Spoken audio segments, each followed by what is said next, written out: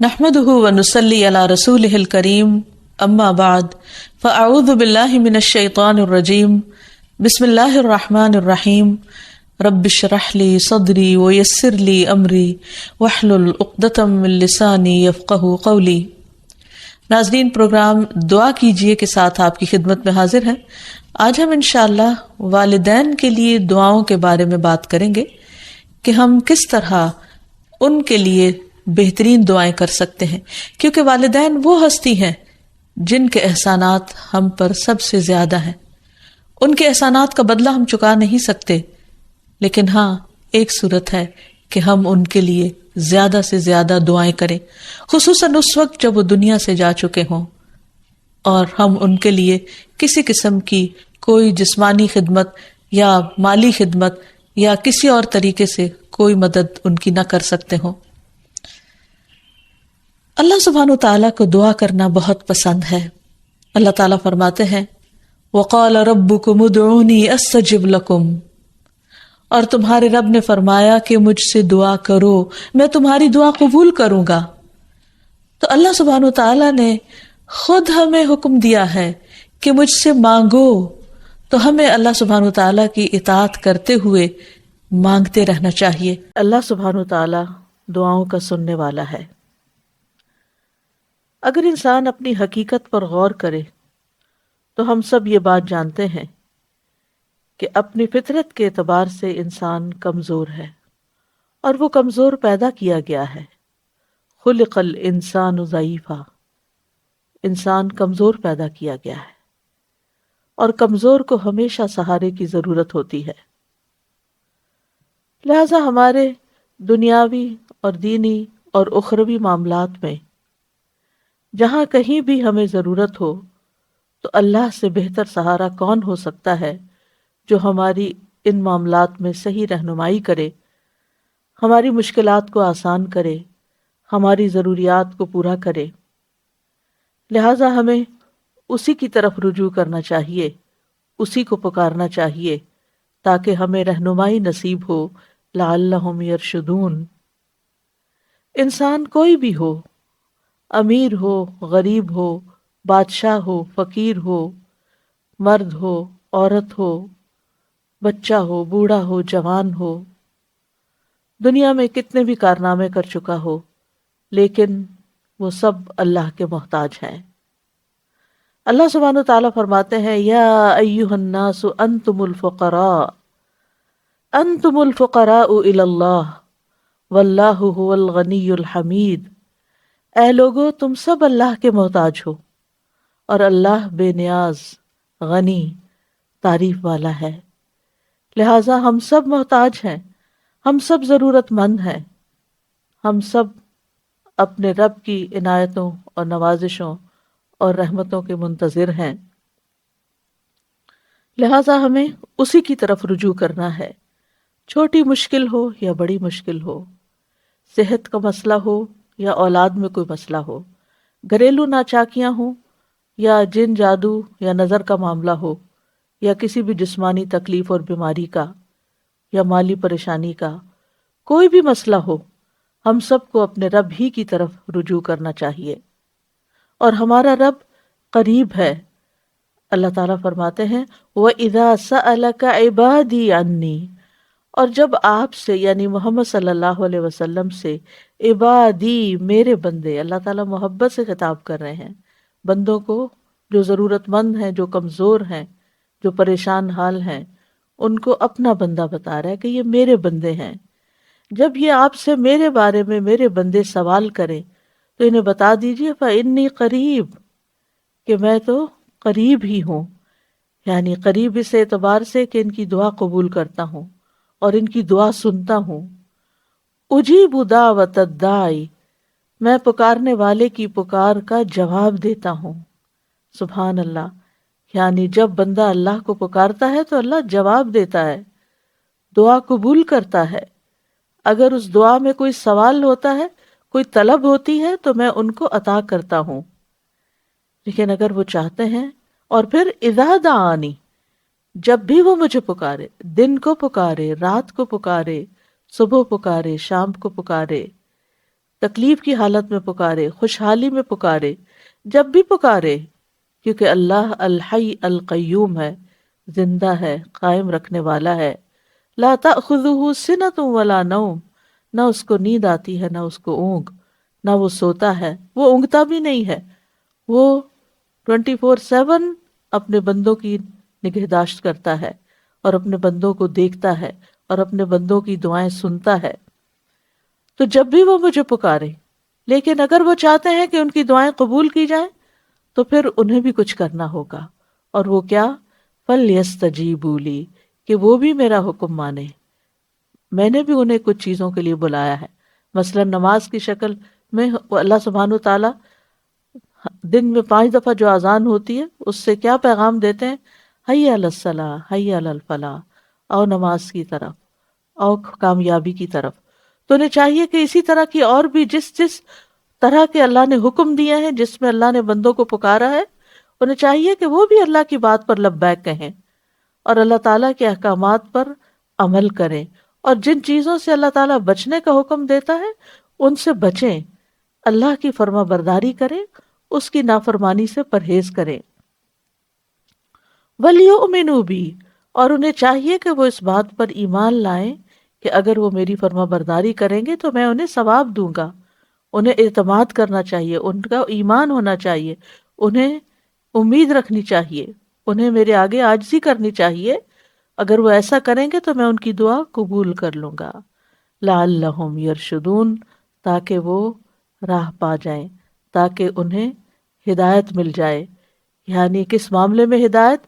جس معاملے میں انہوں نے دعا کی، چاہے وہ دعائے عبادت ہو، دعائے سوال ہو، دعائے استخارہ ہو۔ جب بندہ اللہ سبحانہ وتعالیٰ کی شرائط کو پورا کر دیتا ہے تو پھر انسان حق کو پا لیتا ہے، اللہ تعالیٰ اس کو نیک عمل کی توفیق دیتے ہیں، اس کو وہ راہیں دکھا دیتے ہیں جن راہوں سے اس کے مسائل حل ہو جاتے ہیں۔ لہٰذا انسان کو ہر حال میں سچے دل سے، حضوری قلب کے ساتھ، مخلص ہو کر، یقین کے ساتھ، رغبت کے ساتھ، رہبت کے ساتھ، یعنی اس سے ڈرتے ہوئے اس سے آہوزاری کرنی چاہیے اور اس سے رہنمائی حاصل کرنی چاہیے، اور جسے دعا کرنے کی توفیق مل جائے تو گویا اس کے لیے قبولیت بھی ہو گئی۔ اللہ سبحانہ وتعالیٰ فرماتے ہیں وَقَالَ رَبُّكُمُ ادْعُونِي أَسْتَجِبْ لَكُمْ، تمہارا رب کہتا ہے کہ مجھے پکارو، میں تمہاری دعا قبول کروں گا۔ والدین کے لیے دعا کرنے سے پہلے اللہ سبحانہ وتعالیٰ کی حمد و ثنا بیان کیجیے، پھر نبی صلی اللہ علیہ وسلم پر درود بھیجیے، اور پھر اپنے ماں باپ کے لیے دعائیں کیجیے، کیونکہ یہ اللہ تعالیٰ کا حکم بھی ہے۔ وَقُلْ رَبِّ ارْحَمْهُمَا كَمَا رَبَّيَانِي صَغِيرًا، اور آپ کہہ دیجئے اے میرے رب ان دونوں پر رحم کیجئے، یعنی والد پر بھی اور والدہ پر بھی، جیسے انہوں نے مجھے چھوٹا سا پالا تھا، بچپن میں پالا تھا، جب میں نہ خود کھا سکتا تھا نہ پی سکتا تھا اور نہ خود اپنے آپ کو صاف کر سکتا تھا، تو انہوں نے دن رات بغیر کسی وقفے کے میری خدمت کی۔ تو اے رب اب جب کہ وہ بڑے ہو گئے ہیں، وہ تیری رحمت کے محتاج ہیں، تو ان پر رحمت فرما اور ان کی مشکلات آسان فرما۔ پھر اسی طرح والدین اگر زندہ ہوں تو بھی دعا کی جائے، اور اگر وہ فوت ہو جائیں تو وہ اور بھی زیادہ دعاؤں کے مستحق ہو جاتے ہیں۔ جب برزخ میں والدین کا درجہ بڑھا دیا جاتا ہے، یعنی بلند کیا جاتا ہے، تو وہ پوچھتے ہیں کہ ہمیں درجے کی یہ بلندی کیوں کر حاصل ہوئی؟ تو انہیں بتایا جاتا ہے کہ یہ تمہاری اولاد کی دعا کی وجہ سے۔ ویسے بھی جب انسان فوت ہو جاتا ہے تو اس کے اپنے عمل کا سلسلہ ختم ہو جاتا ہے۔ 3 چیزیں مرنے کے بعد بھی فائدہ دیتی ہیں، جن میں سے ایک صدقہ جاریہ ہے، دوسرے ایسا علم جو انسان اپنے پیچھے چھوڑ جائے جس سے لوگ فائدہ اٹھائیں، اور تیسرے ولد صالح یدعو لہ، نیک اولاد جو اپنے والدین کے لیے دعائیں کرے، یعنی بیٹے کی دعا یا بچوں کی دعا اپنے والدین کے حق میں قبول ہوتی ہے، اس لیے خوب خوب دعائیں کرنی چاہیے۔ ہم دیکھتے ہیں کہ مختلف پیغمبر بھی اپنے رب سے اپنے والدین کے لیے دعائیں کرتے رہے ہیں، جن میں نوح علیہ السلام کی دعا ہے۔ وہ کہتے ہیں رب اغفر لی ولوالدی ولمن دخل بیتی مؤمنا وللمؤمنین والمؤمنات، اے میرے پروردگار مجھے بخش دے اور میرے والدین کو بخش دے، اور ہر اس شخص کو جو میرے گھر میں مومن کی حیثیت سے داخل ہوا ہو ان سب کو بھی بخش دے۔ اسی طرح ابراہیم علیہ السلام کی دعا ہے، ربنا اغفر لی ولوالدی وللمؤمنین یوم یقوم الحساب، اے ہمارے پروردگار مجھے، میرے والدین اور تمام مومنوں کو اس دن معاف کر دینا جس دن حساب لیا جائے گا۔ پھر اسی طرح ہم دیکھتے ہیں کہ صحابہ کرام اپنے والدین کے لیے دعائیں کیا کرتے تھے، جن میں خاص طور پر حضرت ابو ہریرہ کا ذکر ملتا ہے کہ وہ ایمان لے آئے تھے لیکن ان کی والدہ مشرکہ تھیں، اور وہ نبی صلی اللہ علیہ وسلم کے بارے میں ایسے کلمات کہہ دیتی جس سے ان کو بہت تکلیف ہوتی۔ تو ایک مرتبہ اسی طرح کے کچھ کلمات سن کر وہ روتے ہوئے نبی صلی اللہ علیہ وسلم کے پاس آئے، کہنے لگے کہ یا رسول اللہ صلی اللہ علیہ وسلم، آپ میری والدہ کی ہدایت کی دعا کیجیے۔ بہرحال آپ صلی اللہ علیہ وسلم نے ہاتھ اٹھا دیے، ان کے لیے دعا کی، اور جب حضرت ابو ہریرہ واپس گھر پہنچے تو ان کی والدہ اسلام قبول کر چکی تھی۔ حقیقت یہ ہے کہ والدین کے لیے خود بھی دعا کرنی چاہیے اور دوسروں سے بھی دعا کی درخواست کرنی چاہیے۔ پھر اسی طرح ہم دیکھتے ہیں کہ ایک مرتبہ ابو ہریرہ جب اپنے وطن پہنچے تو بڑی اونچی آواز میں کہا، اماں جان السلام علیکی ورحمۃ اللہ وبرکاتہ۔ انہوں نے جواب دیا، وعلیک السلام ورحمۃ اللہ وبرکاتہ۔ پھر ابو ہریرہ کہنے لگے، اللہ تعالیٰ آپ پر رحم فرمائے جیسا کہ آپ نے بچپن میں میری پرورش فرمائی۔ ان کی والدہ نے جواب دیا، اے میرے بیٹے، تمہیں بھی اللہ تعالیٰ بہترین جزا دے اور تم سے راضی ہو جیسا کہ تم نے میرے ساتھ بڑھاپے میں نیک سلوک کیا۔ حقیقت یہ ہے کہ ہم پر انسانوں میں سے سب سے بڑا احسان ہمارے والدین کا ہے۔ اللہ سبحانہ وتعالیٰ نے اپنے حق کے بعد سب سے بڑا حق ہمیں والدین ہی کا بتایا ہے۔ اللہ تعالیٰ نے بنی اسرائیل سے پکا عہد لیا تھا۔ قرآن مجید میں آتا ہے، وَإِذْ أَخَذْنَا مِيثَاقَ بَنِي إِسْرَائِيلَ لَا تَعْبُدُونَ إِلَّا اللَّهَ وَبِالْوَالِدَيْنِ إِحْسَانًا، اور وہ وقت یاد کرو جب ہم نے بنی اسرائیل سے یہ پختہ عہد لیا کہ تم لوگ اللہ کے سوا کسی کی عبادت نہ کرو گے اور والدین کے ساتھ احسان کرو گے۔ تو حقیقت یہ ہے کہ والدین کے ساتھ احسان کرنا اس لیے ضروری ہے کہ ہم ان کا حق ادا نہیں کر سکتے جتنی وہ محبت کے ساتھ ہمیں پالتے ہیں۔ بچے والدین کی خدمت عزت کرتے بھی ہیں تو بعض اوقات مشکل میں پڑ کر بد دلی کے ساتھ، اس محبت کے ساتھ نہیں جو والدین کی محبت اپنی اولاد کے لیے ہوتی ہے، اور وہ ہر کام خوشی خوشی کرتے ہیں۔ والدین اپنے بچوں کے بڑا ہونے کی دعائیں مانگتے ہیں، لیکن جب والدین بوڑھے ہو جاتے ہیں تو بچے ان کے خیر و عافیت کے ساتھ دنیا سے رخصت ہونے کی دعائیں مانگتے ہیں۔ والدین میں سے بھی خاص طور پر ماں کا حق ادا کرنا اور بھی زیادہ ضروری ہے، کیونکہ باپ کے مقابلے میں بچے کی پیدائش، تعلیم اور تربیت میں ماں کا حصہ اور ہاتھ زیادہ ہوتا ہے، وہ تکلیفیں بھی زیادہ اٹھاتی ہے۔ اور والدین کے لیے دعائیں کرنے کے ساتھ ساتھ ان کے ساتھ ادب اور احترام کا سلوک بھی کرنا چاہیے، خواہ وہ مسلمان نہ بھی ہوں، خواہ وہ اللہ تعالیٰ کے فرما بردار نہ بھی ہوں۔ اس سلسلے میں ہم دیکھتے ہیں کہ حضرت اسما کی والدہ ان کے پاس آئیں، جو کہ ابھی اسلام قبول نہیں کی تھی، تو وہ نبی صلی اللہ علیہ وسلم کی خدمت میں حاضر ہوئیں اور پوچھا کہ میری والدہ میرے پاس آئی ہیں اور بہت رغبت کے ساتھ مجھ سے ملنا چاہتی ہیں، تو کیا میں ان سے مل سکتی ہوں، ان کی مدد کر سکتی ہوں؟ تو آپ نے فرمایا تھا، صلی امکی، تم اپنی ماں کے ساتھ صلہ رحمی کرو۔ اس بارے میں اللہ سبحانہ وتعالیٰ قرآن مجید میں بھی حکم دیتے ہیں کہ وَإِن جَاهَدَاكَ عَلَىٰ أَن تُشْرِكَ بِي مَا لَيْسَ لَكَ بِهِ عِلْمٌ فَلَا تُطِعْهُمَا وَصَاحِبْهُمَا فِي الدُّنْيَا مَعْرُوفًا، کہ اگر وہ تجھ پر دباؤ ڈالیں کہ تو میرے ساتھ کسی ایسی چیز کو شریک بنائے جس کا تجھے کچھ علم نہیں، تو تم ان کا کہنا نہ ماننا، البتہ دنیاوی معاملات میں ان کے ساتھ بھلا سلوک کرنا، ان کے ساتھ بھلائی کے ساتھ رفاقت کرنا، یعنی عمدہ طریقے سے، اچھے طریقے سے زندگی بسر کرنا۔ پھر اسی طرح خاص طور پر والدین کے ساتھ نرم سلوک کرنے کا حکم دیا گیا، کیونکہ والدین جو عمر میں بڑے ہوتے چلے جاتے ہیں یا جس طرح ان کی قربانیاں زیادہ ہوتی ہیں تو وہ اپنی اولاد سے زیادہ ایکسپیکٹ بھی کرتے ہیں، تو انہیں بچوں کی طرف سے ملنے والی چھوٹی سی تکلیف بھی بہت ناگوار ہوتی ہے۔ تو اس لیے خاص طور پر ایکسٹرا کیئر کی ضرورت ہے والدین کے ساتھ معاملہ کرتے وقت، یعنی گفتگو میں بھی، پوسچر میں، رویے میں، معاملے میں، ہر چیز میں نرمی برتنے کی ضرورت ہے۔ اس سلسلے میں اللہ تعالیٰ فرماتے ہیں وَاخْفِضْ لَهُمَا جَنَاحَ الذُّلِّ مِنَ الرَّحْمَةِ وَقُلْ رَبِّ ارْحَمْهُمَا كَمَا رَبَّيَانِي صَغِيرًا، اور ان پر رحم کرتے ہوئے انکساری کے ساتھ ان کے آگے جھکے رہو اور ان کے حق میں دعا کرو کہ اے میرے رب ان پر رحم فرما جیسا کہ انہوں نے بچپن میں مجھے محبت اور شفقت کے ساتھ پالا تھا۔ اس سلسلے میں ہمیں ایک روایت میں یہ بھی ملتا ہے، عبداللہ بن مسعود کہتے ہیں کہ ایک شخص نے نبی صلی اللہ علیہ وسلم سے پوچھا کہ کون سا عمل سب سے افضل ہے؟ آپ نے فرمایا وقت پر نماز پڑھنا اور والدین کے ساتھ نیکی کرنا، پھر اللہ کے راستے میں جہاد کرنا۔ یاد رکھیے دعا ایک عبادت ہے۔ نبی صلی اللہ علیہ وسلم نے فرمایا الدعاء هو العبادہ، اسی لیے ہم دن میں کئی بار سورۃ الفاتحہ نماز میں جب پڑھتے ہیں تو ایاک نعبد و ایاک نستعین ساتھ ساتھ پڑھتے ہیں کہ صرف تیری عبادت ہم کرتے ہیں اور صرف تجھی سے ہم مدد چاہتے ہیں۔ اللہ کے نزدیک دعا سے زیادہ معزز کوئی چیز نہیں، یعنی بندہ دعا میں عجز و انکساری کا اظہار کرتا ہے، اپنی ذلت کا اظہار کرتا ہے، اللہ کے آگے جھک جاتا ہے، اپنا سر، اپنا ماتھا، اپنا ناک اللہ کے آگے رگڑتا ہے، اور یہ عبودیت کا اعلیٰ ترین مقام ہے۔ یہ بندے کے لیے سب سے بلند مقام ہے جس میں وہ اپنے رب کے آگے جھکتا ہے اور اپنے رب سے مانگتا ہے تو رب اس کو عزت بخشتا ہے۔ جو بندہ اللہ کے آگے ہاتھ پھیلاتا ہے تو اللہ سبحانہ تعالیٰ اس کے ہاتھوں میں ضرور خیر ڈالتے ہیں۔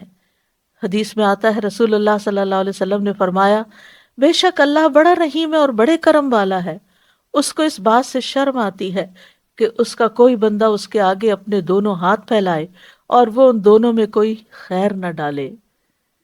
جو مسلمان بھی اپنی حاجت اللہ کے آگے رکھ دے اللہ اسے ضرور نوازتا ہے۔ آپ صلی اللہ علیہ وسلم نے فرمایا، مسند احمد کی روایت ہے، جو مسلمان اپنا چہرہ اللہ عز و جل کے سامنے گاڑ کر کسی چیز کا سوال کرتا ہے اللہ اسے وہ چیز ضرور عطا فرماتا ہے، خواہ جلدی عطا فرمائے یا اس کے لیے ذخیرہ کر کے رکھ دے۔ لہٰذا ہمیں خاص طور پر قبولیت کے اوقات میں اللہ تعالیٰ سے دعا مانگتے رہنا چاہیے۔ اللہ تعالیٰ خود بندے کو پکارتے ہیں۔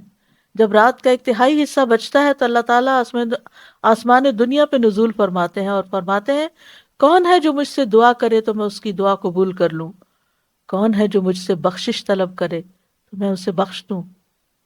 اب رمضان میں سحری کے وقت تو اٹھنا ہی ہوتا ہے، یہ وہی وقت ہوتا ہے جو دعاؤں کی قبولیت کا اور خصوصاً استغفار بخشش کی دعا مانگنے کا ہوتا ہے۔ وَبِالْأَسْحَارِ هُمْ يَسْتَغْفِرُونَ، اور سحری کے وقت وہ استغفار کرتے ہیں۔ پھر فرمایا کون ہے جو مجھ سے رزق طلب کرے کہ میں اسے رزق عطا کر دوں۔ تو جو لوگ اپنے رزق کے لیے پریشان ہیں، خاص طور پر ان حالات میں، آج کل کے دنوں میں کرونا کی وجہ سے جب لوگوں کے اوپر ایک خاص تنگی آئی ہوئی ہے، مشکل آئی ہوئی ہے ہر طرح کے معاملات میں، خصوصاً رزق کے معاملے میں، تو اس میں بندہ اپنے رب سے رزق مانگے۔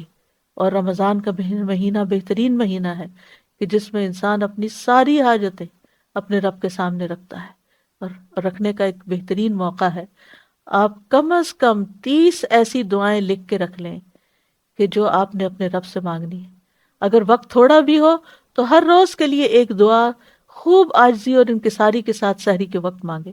استغفار تو مانگے ہی مانگے، لیکن اس کے ساتھ ساتھ اور دعائیں بھی، جو آپ کے دل میں جو بھی پریشانیاں، جو بھی دکھ ہیں، جو بھی غم ہیں، جو بھی حسرتیں ہیں، اپنے اندر اپنے لیے کوئی بھی کمی محسوس کرتے ہیں، یا اپنی اولاد کے اندر، یا اپنے والدین کی طرف سے پریشان ہیں، یا شوہر بیوی کی طرف سے اور بیوی شوہر کی طرف سے پریشان ہے، یا رزق کے معاملے میں پریشان ہے، تو اللہ سے مانگیں۔ ہو سکتا ہے یہ رمضان آپ کی زندگی میں بہت بڑی تبدیلی لے آئے اور آپ کے سارے غم اور دکھ دور ہو جائیں، کیونکہ اللہ تعالیٰ فرماتا ہے، اللہ تعالیٰ پکارتے رہتے ہیں کون ہے جو تکلیف دور کرنے کی درخواست کرے کہ میں اس کی تکلیف دور کر دوں۔ تو کسی بھی چیز سے جو آپ کو تکلیف ہوتی ہے اس کے دور کرنے کے لیے اپنے رب کو پکاریں۔ فرمایا حدیث میں آتا ہے یہ اعلان طلوع فجر تک ہوتا رہتا ہے، یعنی جب تک فجر کی اذان نہیں ہوتی تو اللہ تعالیٰ آپ کو پکارتے رہتے ہیں۔ تو اللہ نے دعا مانگنے کا حکم دیا ہے اور قبولیت کا وعدہ کیا ہے، لہٰذا قبولیت کے لیے اللہ کو پکارتے رہنا چاہیے اللہ تعالیٰ، کیونکہ شیطان انسان کے دل میں وسوسہ ڈالتا ہے، تم تو بہت گناہ گار ہو، تمہاری کہاں سنی جائے گی۔ یاد رکھیے اللہ تعالیٰ گناہ گاروں کی بھی سنتا ہے۔ حدیث میں آتا ہے مظلوم کی دعا قبول کی جاتی ہے اگرچہ وہ گناہ گار ہو، پس اس کا گناہ اس کے نفس پر ہے۔ سفیان بن عیینہ کہتے ہیں کہ دعا کرنے کو ترک نہ کرو، کسی بھی حال میں، بڑے سے بڑا جرم کیا، بڑے سے بڑا قصور کیا، لیکن اللہ سے مایوس نہ ہو۔ وہ کہتے ہیں اور تم اپنے نفسوں کے بارے میں جو کچھ جانتے ہو وہ چیز تمہیں دعا مانگنے سے نہ روکے، کیونکہ بلیل انسان علی نفسہ ہی بصیرہ، انسان اپنے بارے میں اپنے آپ کو خوب جانتا ہے، خوب آگاہ ہے۔ بس اللہ نے تو ابلیس کی بھی دعا قبول فرمائی، حالانکہ وہ تمام مخلوقات سے بدتر ہے۔ اس نے کہا تھا قال انظرنی الی یوم یبعثون، کہ مجھے اس دن تک مہلت دے اے رب جب یہ سب اٹھائے جائیں گے۔ تو اللہ تعالیٰ نے اس کی دعا قبول کر لی اور اس کو مہلت دے دی، لیکن وہ اپنے سے مانگنے والوں سے محبت رکھتا ہے، اس کو پسند کرتا ہے۔ سفیان ثوری کہا کرتے تھے اے وہ ذات جس کو اپنے تمام بندوں میں سے وہ انسان سب سے زیادہ محبوب ہے، جو اس سے مانگے تو کثرت سے اس سے سوال کرے، زیادہ مانگے، انسسٹ کرے، مانگتا چلا جائے، بار بار مانگے۔ اے وہ ذات جس کو اپنے تمام بندوں میں وہ انسان سب سے زیادہ ناپسند ہے، جو اس سے نہ مانگے، اور تیرے سوا کوئی بھی ایسا نہیں ہے میرے رب، یہ تو ہی ہے کہ جو مانگنے والے سے محبت کرتا ہے، ورنہ مخلوق تو مانگنے والوں سے نفرت کرتی ہے، اور اس کے برعکس اگر کوئی تجھ سے نہ مانگے تو اس کو ناپسند کرتا ہے۔ یاد رکھیے ہر چیز اللہ سے مانگیے، چھوٹی سے چھوٹی چیز اور بڑی سے بڑی چیز۔ بندہ جب بندوں سے مانگتا ہے تو ان کی نگاہوں میں چھوٹا ہو جاتا ہے، لیکن بندہ جب رب سے مانگتا ہے تو رب کی نگاہ میں بڑا ہو جاتا ہے، معزز ہو جاتا ہے۔ ابو ذر غفاری رضی اللہ عنہ روایت کرتے ہیں کہ نبی صلی اللہ علیہ وسلم اپنے رب تبارک و تعالیٰ سے روایت کرتے ہیں کہ بے شک اللہ تعالیٰ فرماتا ہے اے میرے بندو تم سب گمراہ ہو سوائے اس کے جسے میں ہدایت دوں، بس تم مجھ سے ہدایت مانگو میں تمہیں ہدایت دوں گا۔ اے میرے بندو تم سب بھوکے ہو سوائے اس کے کہ جسے میں کھلاؤں، تو تم مجھ سے کھانا مانگو میں تمہیں کھانا کھلاؤں گا۔ اے میرے بندو تم سب برہنہ ہو سوائے اس کے جسے میں لباس پہناؤں، تو تم مجھ سے لباس مانگو میں تمہیں لباس پہناؤں گا۔ اے میرے بندو تم سب دن رات گناہ کرتے ہو اور میں سارے گناہوں کو بخشتا ہوں، تو تم مجھ سے بخشش مانگو میں تمہیں بخش دوں گا۔ اے میرے بندو اگر تمہارے اولین و آخرین اور جن و انس ایک صاف چٹیل میدان میں کھڑے ہو کر مجھ سے مانگنے لگے اور میں ہر ایک کو کہ وہ جو کچھ وہ مجھ سے مانگے عطا کر دوں، تو پھر بھی میرے خزانوں میں کوئی کمی نہیں ہوگی مگر جتنی سمندر میں سوئی ڈال کر نکالنے سے پانی میں کمی آتی ہے، گویا کچھ بھی کمی نہیں۔ لہٰذا ہمیں اللہ سے ہدایت بھی مانگنی، اللہ سے کھانا بھی مانگنا ہے، لباس بھی مانگنا ہے، گناہوں کی بخشش بھی مانگنی، اور وہ سب کچھ مانگنا ہے جو ہماری ضرورت ہے۔ دعا بہترین دوا بھی ہے۔ ابن قیم کہتے ہیں دعا سب دواؤں سے زیادہ نفع بخش ہے، سب دواؤں سے زیادہ، یعنی آپ دوا کھا بھی لیں لیکن اگر اس کے ساتھ آپ دعا کریں گے تو دعا کی وجہ سے وہ دوا بھی زیادہ بہتر کام کرے گی۔ اور یہ مصائب و مشکلات کی دشمن ہے، یہ تکلیف کو دور کرتی ہے اور اس کا علاج کرتی ہے، تکلیف نازل ہونے کو روکتی ہے، اسے ختم کر دیتی ہے، یا جب وہ تکلیف نازل ہوتی ہے تو دعا اسے کم کر دیتی ہے، اور دعا مومن کا ہتھیار ہے۔ عمر بن خطاب کہا کرتے تھے میں دعا کی قبولیت کے بارے میں پریشان نہیں ہوتا بلکہ میں دعا کے بارے میں پریشان ہوتا ہوں، تو جب تمہارے دل میں دعا مانگنے کا خیال ڈال دیا جاتا ہے تو دعا کی قبولیت ساتھ ہی ہو جاتی ہے۔ کیونکہ بعض اوقات ہم کسی معاملے میں اریٹیٹ ہو رہے ہوتے ہیں، تنگ ہو رہے ہوتے ہیں، پریشان ہو رہے ہوتے ہیں، رو رہے ہوتے ہیں، دل میں بدگمانیاں لوگوں کے بارے میں لا رہے ہوتے ہیں، لوگوں کے گلے شکوے، نہیں، ان سارے مواقع پر جلنے کڑنے کی بجائے، پریشان ہونے کی بجائے فوراً اللہ سے مانگنا شروع کر دیں، فوراً اللہ کی طرف رجوع کریں۔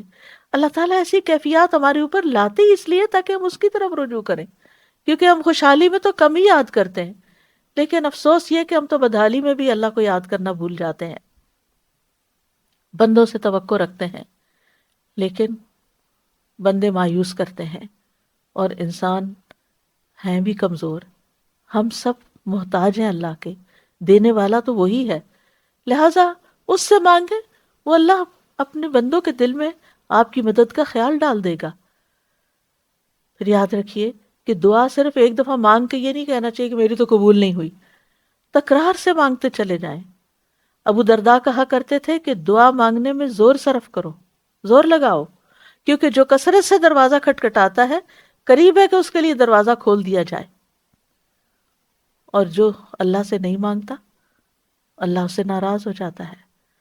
اور یاد رکھیے دعا مانگ کے مایوس بھی نہیں ہونا چاہیے، کیونکہ اللہ کی رحمت سے مایوسی کبیرہ گناہوں میں شامل ہے، اور بندوں کی مایوسی پہ رب مسکراتا ہے۔ نبی صلی اللہ علیہ وسلم نے فرمایا ہمارا رب اپنے بندوں کی مایوسی پر ہنستا ہے، حالانکہ حالات کی تبدیلی قریب ہوتی ہے۔ ابو رزین نے عرض کیا اے اللہ کے رسول، کیا رب بھی ہنستا ہے؟ آپ نے فرمایا ہاں۔ میں نے عرض کیا جو رب ہنستا ہے ہم اس کے ہاں خیر و بھلائی کو مفقود نہیں پا سکتے، یعنی وہاں سے تو خیر و بھلائی ملے گی ہی ملے گی۔ یاد رکھیے کہ دعا جب مانگتے ہیں ہم قبولیت کی امید کے ساتھ، تو بعض اوقات وہ اس طرح چیزیں ہوتی نہیں، تو اس کے کچھ درجے ہیں۔ کبھی تو انسان کو وہ چیز ویسے ہی مل جاتی ہے، کبھی آخرت کے لیے ذخیرہ بنا دی جاتی ہے، کبھی گناہوں کا کفارہ ادا ہو جاتا ہے، کیونکہ انسان مایوس نہ ہو، کیونکہ اللہ تعالیٰ سننے والا ہے۔ ہم نے اللہ کی عظمت کو پہچانا نہیں، اس لیے ہم بہت جلدی کہتے ہیں میں نے اپنے رب سے دعا کی لیکن میری دعا قبول نہیں ہوئی، حالانکہ وہ قبول کر چکا ہوتا ہے۔ بعض اوقات ہم کوئی چیز مانگ رہے ہوتے ہیں، لیکن اس سے زیادہ ہمیں اس بلا سے بچنے کی ضرورت ہوتی ہے جو راستے میں آ رہی ہوتی، تو جب بندہ دعا کرتا ہے تو بلا پیچھے واپس چلی جاتی ہے۔ دعا جو ہے وہ قضا کو بھی بدل دیتی، تقدیر کو بھی بدل دیتی ہے، قضا کو بھی رد کر دیتی۔ ایک مصیبت آنے والی ہوتی، ایک آفت آپ کے راستے میں ہوتی ہے کہ اتنے میں آپ کسی اور چیز کے لیے دعا کرنا شروع کر دیتے، تو آپ کا رب آپ کو وہ چیز دینے کی بجائے آپ کی وہ آنے والی مصیبت ٹال دیتا ہے۔ لیکن کبھی جیسے انسان مانگتا ہے ویسے ہی مل بھی جاتا ہے۔ جیسے ابراہیم علیہ السلام نے بیٹے کی دعا مانگی تو اللہ تعالیٰ نے، انہوں نے نیک بیٹے کی دعا مانگی تھی، صرف بیٹے کی نہیں، رب ہب لی من الصالحین فبشرناہ بغلام حلیم، تو اللہ نے ان کو ایک بردبار لڑکے کی بشارت دی، یعنی جس کے اندر بردباری ہو وہ واقعی نیکی کے راستے پر اس کے لیے چلنا آسان ہوتا ہے، اور کبھی مانگی ہوئی چیز سے بھی بہتر عطا کرتا ہے۔ عمران کی بیوی نے اللہ سبحانہ تعالیٰ سے دعا کی تھی کہ تو مجھے جو اولاد دے گا میں اس کو تیرے لیے نظر مانوں گی، یعنی انہوں نے نظر مانی کہ جو میرے پیٹ میں وہ آزاد ہوگا تو مجھ سے قبول فرما۔ تو جب اس نے بچے کو جنم دیا تو وہ بیٹی تھی، تو پریشان ہو گئی کہ شاید یہ میرے حق میں بہتر نہیں، اور اللہ زیادہ جاننے والا ہے جو اس نے جنا، قرآن مجید میں آتا ہے، اور لڑکا لڑکی جیسا نہیں ہوتا، لہذا تم لڑکی کو معمولی چیز نہ سمجھو، بے شک میں نے اس کا نام مریم رکھا، بے شک میں اسے اور اس کی اولاد کو شیطان مردود سے تیری پناہ میں دیتی ہوں۔ اور کبھی مانگی ہوئی چیز سے کوئی تکلیف دور ہو جاتی ہے، کبھی دعا گناہوں کا کفارہ بن جاتی ہے، لیکن یہ یاد رکھیے کہ اللہ اپنے بندوں کی دعا قبول ضرور کرتا ہے۔ لیکن ہمیں مانگنے کے آداب بھی معلوم ہونے چاہیے۔ اخلاص اور پوری توجہ سے دعا کریں، قبولیت کے یقین کے ساتھ دعا کریں۔ یوں نہیں کہنا چاہیے اللہ اگر تو چاہے تو میری بخشش کر دے، چاہے تو مجھ پہ رحم کر، چاہے تو مجھے روزی دے، بلکہ پختگی کے ساتھ سوال کرنا چاہیے، کیونکہ اللہ چاہتا ہے، اللہ جو چاہتا ہے وہ کرتا ہے، اس پہ کوئی جبر کرنے والا نہیں ہے۔ پھر خشوع و خضوع اور عاجزی کے ساتھ دعا کرنی چاہیے، کیونکہ اللہ تعالیٰ غافل اور لہو و لعب میں مشغول دل کی دعا قبول نہیں کرتا۔ آج کل کے بعض اوقات ہم موبائل پہ میسیجز چیک کرتے رہتے ہیں اور ساتھ استغفر اللہ کہہ دیتے ہیں، اور دل کہیں کا کہیں ہوتا ہے۔ ٹھیک ہے زبان پہ کوئی نہ کوئی ذکر آپ جاری رکھیں، کوئی بھی کام کرتے ہوں، لیکن جو آپ کی حاجات ہیں، ضروریات ہیں، جو مانگنے کی چیزیں ہیں، ان کو دل لگا کے مانگیں۔ قرآن مجید میں آتا ہے ادعوا ربکم تضرعا وخفیہ انہ لا یحب المعتدین، اپنے رب کو گڑ گڑا کر اور خفیہ طور پر پکارو، چپ کے دل میں، بے شک وہ حد سے بڑھنے والوں سے محبت نہیں کرتا۔ اور یہ بھی ایک حقیقت ہے کہ آپ نے کئی دفعہ اپنی زندگی میں دیکھا ہوگا کہ ادھر آپ کے دل میں کسی چیز کا خیال آتا ہے، حسرت آتی ہے، آپ آپ کا دل چاہتا ہے، اور ادھر سے وہ آپ کی خواہش پوری ہو جاتی ہے، تو یہ کس نے پوری کی؟ یہ کس کو پتا تھا کہ آپ کے دل میں کیا خیال اٹھا، کیا طلب پیدا ہوئی؟ یہ صرف رب کو پتا تھا، اور رب نے، آپ نے تو ابھی مانگا بھی نہیں تھا، آپ کے دل، وہ تو دل کی سنتا ہے، جو دلوں کے خیالات ہیں ان کو بھی جانتا ہے، صرف آپ نے تمنا ہی ابھی کی تھی تو اللہ نے وہ بھی پوری کر دی۔ پھر اسی طرح باوضو ہو کر دعا کریں، یعنی جب آپ خاص طور پر چاہیں کہ قبولیت ہو۔ اس کے بارے میں آتا ہے کہ ابو عامر رضی اللہ عنہ جب شہید ہوئے تو ابو موسیٰ اشعری رضی اللہ عنہ نے آ کر نبی صلی اللہ علیہ وسلم کو خبر دی اور کہا کہ ابو عامر نے کہا تھا کہ آپ صلی اللہ علیہ وسلم سے کہنا کہ میرے لیے استغفار کریں۔ آپ نے پانی طلب فرمایا اور وضو کیا، پھر ہاتھ اٹھا کر دعا کی، اے اللہ ابو عبید ابو عامر کی مغفرت فرما دے۔ تو ہم بھی اپنے فوت شدہ عزیزوں اور رشتہ داروں کے لیے اس طرح کی دعا کر سکتے ہیں کہ ہاتھ اٹھا کر، نام لے کر، کیونکہ آپ نے نام لے کر ان کے لیے دعا کی۔ پھر اسی طرح اگر ہم چاہتے ہیں کہ ہماری دعائیں قبول ہوں تو ہمیں حلال روزی کا اہتمام کرنا چاہیے، کیونکہ حرام جو ہے وہ دعاؤں کی قبولیت کے راستے میں رکاوٹ بنتا ہے۔ حمد و ثنا اور درود پڑھ کے دعا کرنی چاہیے۔ حدیث میں آتا ہے، عبداللہ کہتے ہیں کہ میں نماز پڑھ رہا تھا اور نبی صلی اللہ علیہ وسلم موجود تھے، ابو بکر اور عمر رضی اللہ عنہ بھی آپ کے ساتھ تھے۔ جب میں تشہد میں بیٹھا تو پہلے میں نے اللہ کی تعریف بیان کی، پھر نبی صلی اللہ علیہ وسلم پر درود بھیجا، پھر اپنے لیے دعا کی۔ تو نبی صلی اللہ علیہ وسلم نے فرمایا، مانگو تمہیں دیا جائے گا، مانگو تمہیں دیا جائے گا۔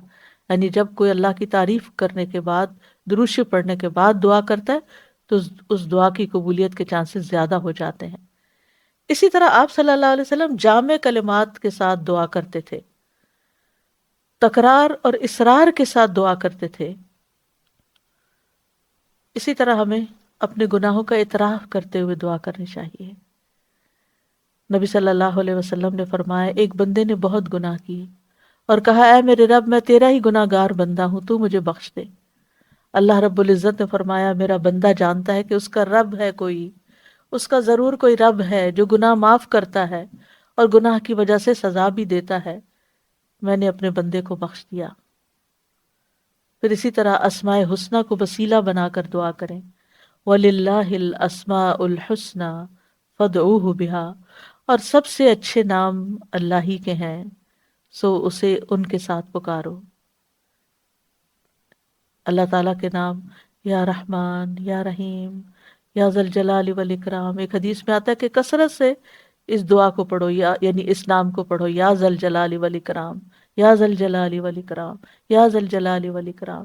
اسی طرح یا حی یا قیوم برحمتک استغیث، یا من بیدہ ملکوت السماوات والارض، یا من هو علی کل شیء قدیر، یا شافی، یا رحمان، یا رحیم۔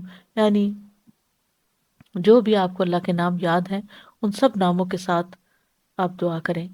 پھر اسی طرح ربنا کہہ کے جب انسان اپنے رب کو پکارتا ہے تو وہ دعا بھی قبول ہوتی ہے۔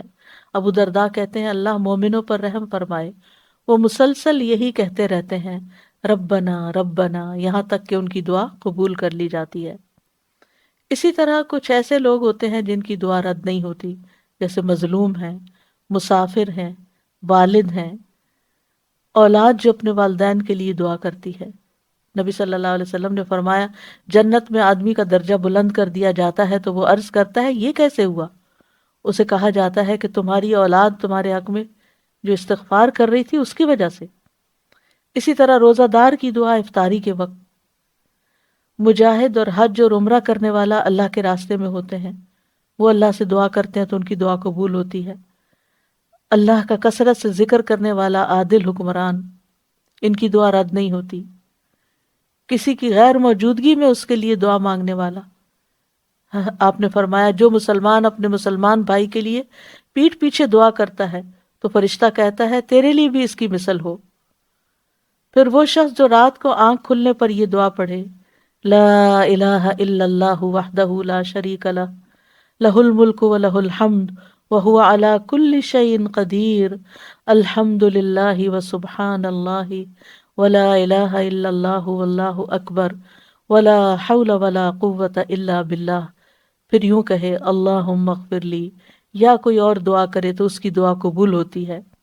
پھر اگر اس نے وضو کیا اور نماز پڑھی تو نماز بھی قبول ہو جاتی ہے. پھر اسی طرح وضو کر کے اللہ کا ذکر کر کے سونے والے کی دعا قبول ہوتی ہے، یعنی رات کو. فرمایا کوئی مسلمان ایسا نہیں کہ وہ اللہ کے ذکر کے ساتھ باوضو رات گزارے اور رات کو جاگ جائے اور اللہ سے دنیا اور آخرت کی پناہ مانگے تو اللہ تعالیٰ اسے ضرور دیتے ہیں. کچھ ایسے لوگ بھی ہیں جن کی دعا قبول نہیں ہوتی، جو دعا میں مخلص نہ ہوں، جو نیکی کا حکم نہ دیں اور برائی سے نہ روکیں، زنا کرنے والے، ناسمجھ کو مال اور اختیار دینے والے. اور ہمیں اللہ تعالیٰ کی دعائیں، اللہ تعالیٰ سے دعائیں کرتے رہنا چاہیے، اپنی زبان میں بھی کرنا چاہیے، اور پھر اللہ سبحانہ و تعالیٰ کے اسماء اعظم کے ساتھ بھی، اور ایسی دعا سے پناہ مانگنی چاہیے جو قبول نہ ہو. رسول اللہ صلی اللہ علیہ وسلم یہ دعا مانگا کرتے تھے، اللہم انی اعوذ بک من علم لا ینفع ومن قلب لا یخشع ومن نفس لا تشبع ومن دعوت لا یستجاب لها. اے اللہ میں تجھ سے ایسے علم سے پناہ مانگتا ہوں جو نفع دینے والا نہ ہو، ایسے دل سے جو ڈرنے والا نہ ہو، اور ایسے نفس سے جو سیر ہونے والا نہ ہو، اور ایسی دعا سے جو قبول ہونے والی نہ ہو. اور اسی طرح اللہ کے اسم اعظم کے ساتھ دعا مانگی جائے تو دعا قبول ہوتی ہے. لہٰذا کرنے کے کام یہ ہیں کہ اللہ رب العزت المجیب سے خوب خوب دعا مانگیں، کثرت سے مانگیں. رمضان آ رہا ہے، عبادت کا مہینہ ہے، روزے کی حالت میں دعا قبول ہوتی ہے. دن بھر بھی دعا مانگیں، تراویح کے بعد بھی مانگیں، تلاوت قرآن کے بعد بھی مانگیں، صدقہ خیرات کر کے بھی مانگیں. پھر اسی طرح یہ ہے کہ اگر آپ کو بہت زیادہ دعائیں کرنی نہیں آتی تو آپ کچھ کتابیں ہیں جیسے قرآنی اور مسنون دعائیں ہیں، اس میں اوتھینٹک دعاؤں کی سلیکشن کی گئی ہے. اسی طرح ایاک نستعین کتاب ہے، ان کی ایپس بھی ہیں. اور آپ سب کے لیے اب خوشخبری ہے کہ ایک نئی ایپ دعائیں آ رہی ہے، انشاءاللہ رمضان کا تحفہ ہے آپ سب کے لیے. بہت محنت سے بنائی گئی ہے، اور اس میں صرف آپ اس کو سکرول کرتے جائیں اور دعا پڑھتے جائیں اور اللہ سے مانگتے جائیں اور اپنی فیوریٹ دعاؤں پہ نشان بھی لگاتے جائیں. پھر اگر ساری آپ نہ بھی پڑھ سکیں تو فیوریٹس کو تو کم از کم ضرور روز پڑھیں. اللہ سبحانہ و تعالی ہم سب سے ہماری سب کی دعائیں آئندہ قبول فرمائے اور ہمیں یقین عطا کرے، اور ہم کبھی بھی دعا کرنے سے عاجز نہ آئیں، اور خوشحالی ہو یا تنگی مانگتے ہی چلے جائیں. قبولیت کے اوقات میں مانگنے کی کوشش کریں، اذان کے بعد، فرض نمازوں کے بعد، رات کے آخری پہر میں، جمعہ کے دن عصر کے بعد، ماہ رمضان میں، بارش کے وقت، اور خاص طور پر ایمان اور حسن خاتمہ کی. وآخر دعوانا ان الحمد للہ رب العالمین. اب جو لوگ الہدیٰ لائیو پر ہیں وہ فیس بک پر آ جائیں، زوم پر چلے جائیں، اور کیونکہ الہدیٰ لائیو بند ہو جائے گا اور دورہ قرآن انشاءاللہ شروع ہوگا. سبحانک اللہم و بحمدک اشہد ان لا الہ الا انت استغفرک و اتوب الیک. السلام علیکم ورحمۃ اللہ وبرکاتہ.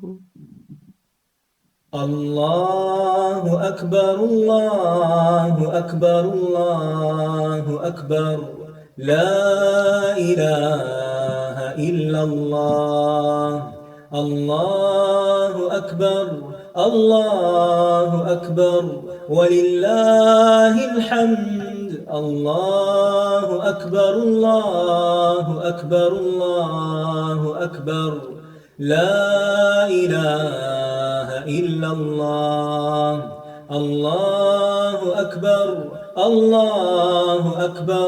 وللہ